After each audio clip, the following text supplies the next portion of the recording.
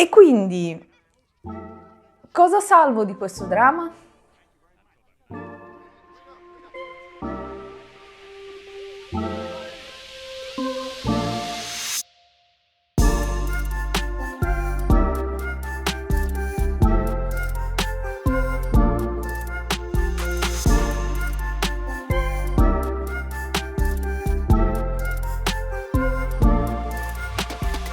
Ben ritrovati, io sono Silvia e questo è Drama Compass, il programma di cui non sapevate di avere bisogno.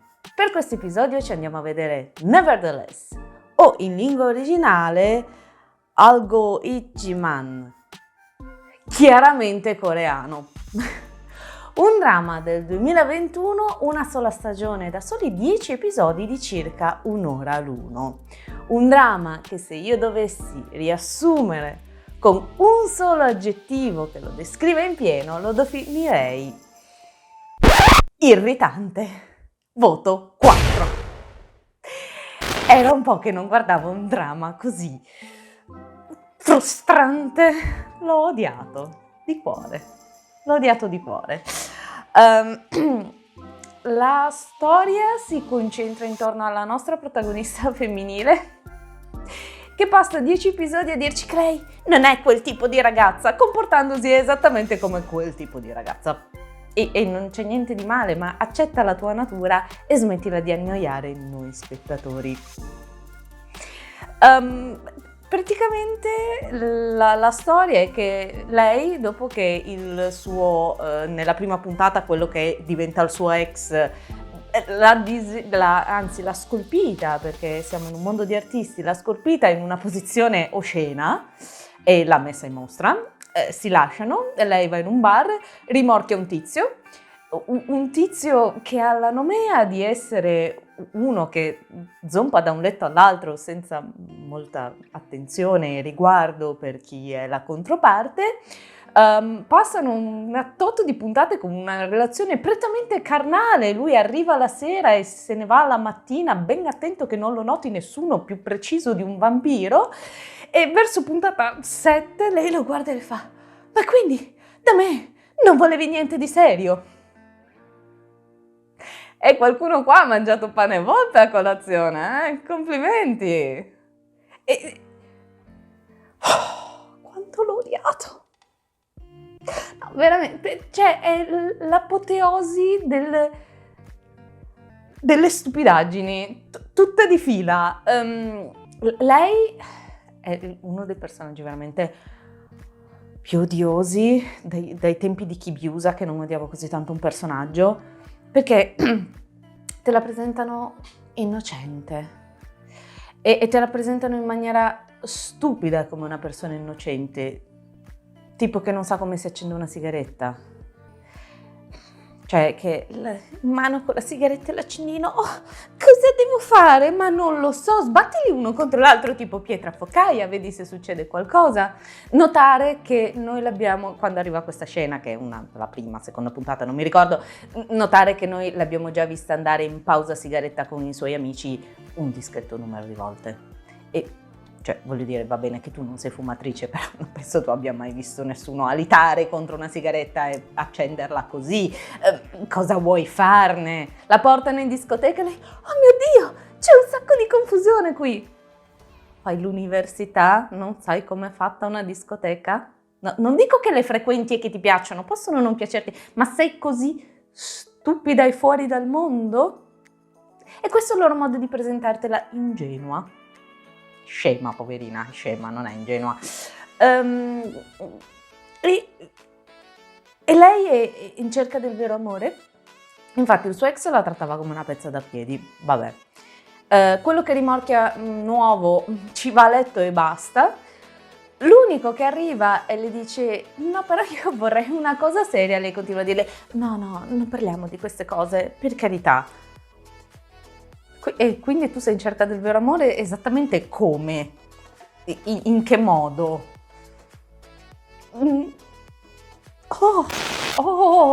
Che eruzioni cutanee che mi ha fatto venire quella ragazza. No. Tra l'altro questo unico ragazzo un po' serio nei suoi confronti è il suo amico di infanzia, si rincontrano dopo una vita in modo del tutto casuale e lui è una pigna furibonda e quando lei gli dice no guarda non è cosa, la sua vita cade a pezzi. Mizzica, per una che hai incontrato a caso sul pullman e che eri convinto di non vedere mai più per il resto dei tuoi giorni, l'hai presa un po' seriamente. Ma non è questo il problema di questo dramma. Il problema di questo dramma è che alimenta quel mito alla Bella e la Bestia che io odio profondamente, cioè convincere le fanciulle che con te lui sarà diverso. No, non sarà diverso. E il fatto che questa categoria di uomini continui a trovare prede, pane per i loro denti, è perché noi continuiamo a levare le ragazze dicendo sì, fa la persona orribile con tutti, ma con te sarà diverso. E quindi noi continuiamo ad avere schiere di fanciulle che ci stanno con questo genere di personaggi convinti che loro lo cambieranno. No, smettiamola di fare dramma su questa cosa, di raccontare storie su questa cosa, perché non cambiano, non cambieranno con voi, cambieranno nella loro vita sicuramente quando incontreranno quella giusta, che non siete voi, perché se per prima cosa quello che fa è portarvi in un motel, non siete la donna della loro vita. Facciamocene una ragione e continuando ad andare in un motel con loro non migliorerà la situazione. Quindi usciamo da questo modo di pensare che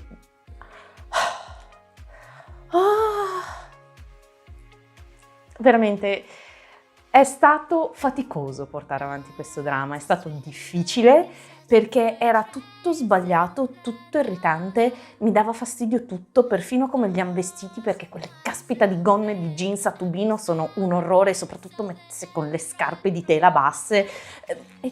È tutto irritante, è irritante anche come è costruito il dramma, perché noi passiamo 3/4 delle puntate in cui c'è scene vagamente in slow motion, BGM a palla e lei, voce fuori campo, mentre le immagini scorrono, che dice i suoi pensieri, che sono quasi tutte fesserie. Questa è veramente il 70% del dramma. Fate succedere le cose, smettiamola con questa BGM voce fuori campo, fatemi vedere delle cose che succedono. Non quelle, fra l'altro, scrivetene altre, perché avete scritto una valanga di cose che mi fanno venire veramente la rabbia.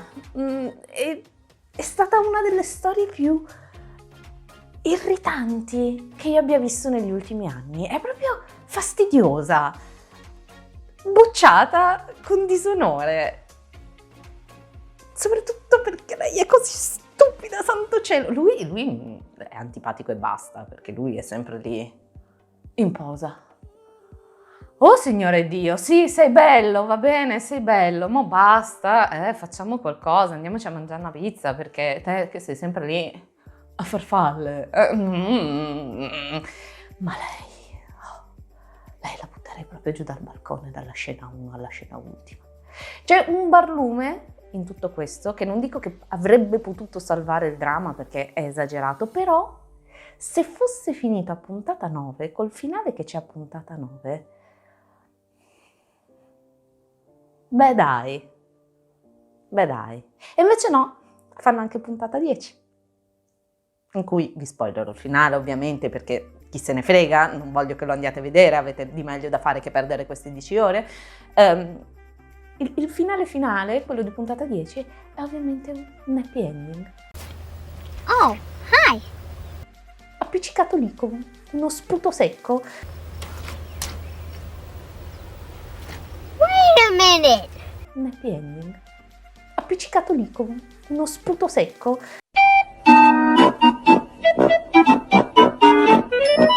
Perché non ha nessun senso. Loro hanno fatto tutta una parabola per lo più decrescente nel loro rapporto e gli ultimi 5 minuti sono lui che torna da lei, non si è capito perché, anche lei lo guarda e fa: perché sei qui?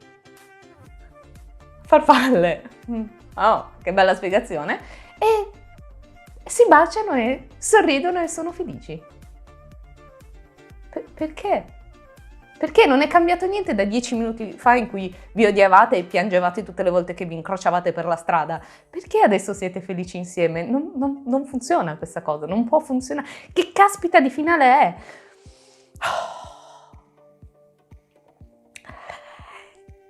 E quindi, cosa salvo di questo dramma?